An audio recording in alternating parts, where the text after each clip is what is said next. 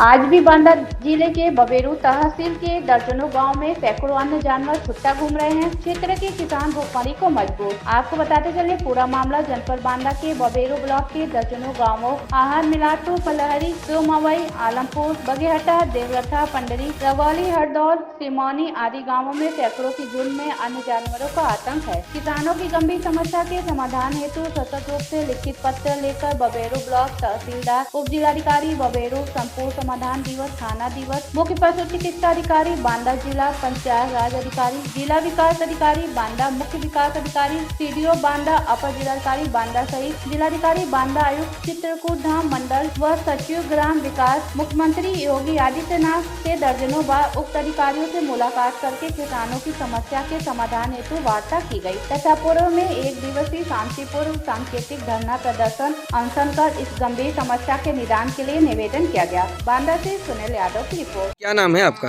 राम नरेश पटेल नाम है। पटेल जी, बबेरू ब्लॉक के अंतर्गत जो दर्जनों गांव हैं, कह रहे भीषण अन्य प्रथा की समस्या है, कैसी है?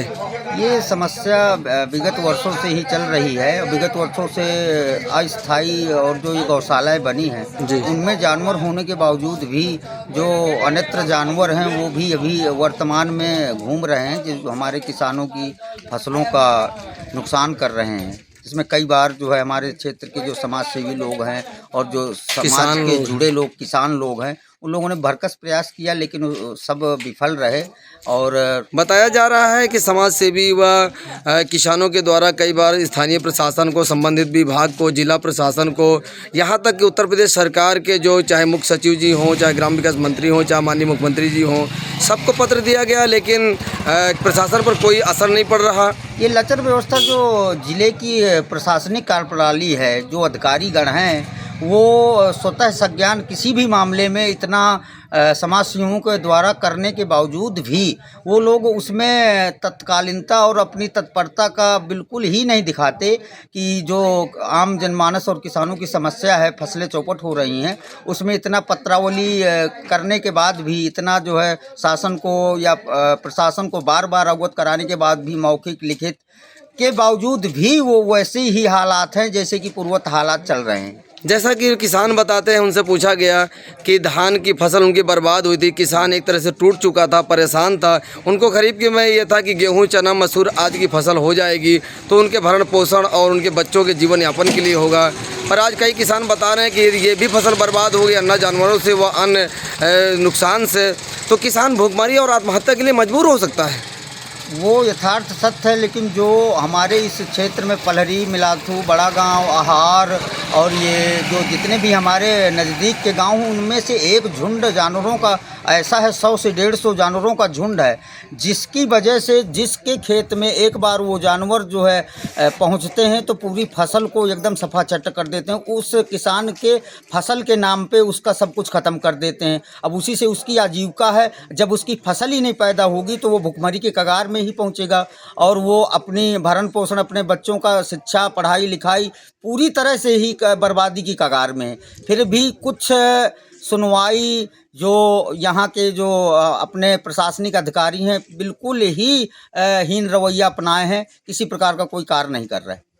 जबकि बताया गया कि समाज सेवी के द्वारा बताया गया, ग्रामीणों के द्वारा, कि हमने कई बार शिकायत किया और जो यहाँ के बांदा के सीडीओ हैं, मुख्य विकास अधिकारी वेद प्रकाश मौर्य जी, उनका कहना है कि किसी भी गांव में कोई अन्ना जानवर नहीं अन्ना है, कोई नहीं घूम रहा है।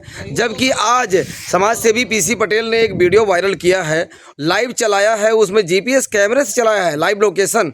उसमें सैकड़ों की झुंड में गेहूं के खेत में, चने के खेत में, मसूर के खेत में, मटर के खेत में अन्ना जानवर किसानों की फसलें बर्बाद कर रहे हैं। पीछे पीछे किसान इधर उधर से उनको खेद रहे हैं, एकत्र कर रहे हैं, लेकिन अन्ना जानवर उनकी तबाही करने में कोई कसर नहीं छोड़ रहे।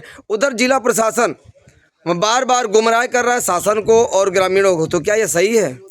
ये वास्तविकता है कि जो हमारे जो है वेद प्रकाश मौर्य जी जो अधिकारी हैं उनके द्वारा जो ये बयान दिया जा रहा है कि सब कुछ ठीक है, और जो शासन को उनके द्वारा गुमराह किया जा रहा है कि यहाँ पे यथाउचित सब जानवर अस्थायी गौशालों में बंद हैं, किसी प्रकार का कोई जानवर अन्ना या कोई गोवंश रास्ते या खेतों में नहीं है, ये पूर्ण रूप से गलत है। उनको यथार्थ देखना है तो ज़मीन में उतर के आएँ और किसानों के बीच में साथ में चल के देखें कि स्थिति क्या है, तो उन्हें आकलन हो जाएगा कि स्थिति इतनी भयावह है।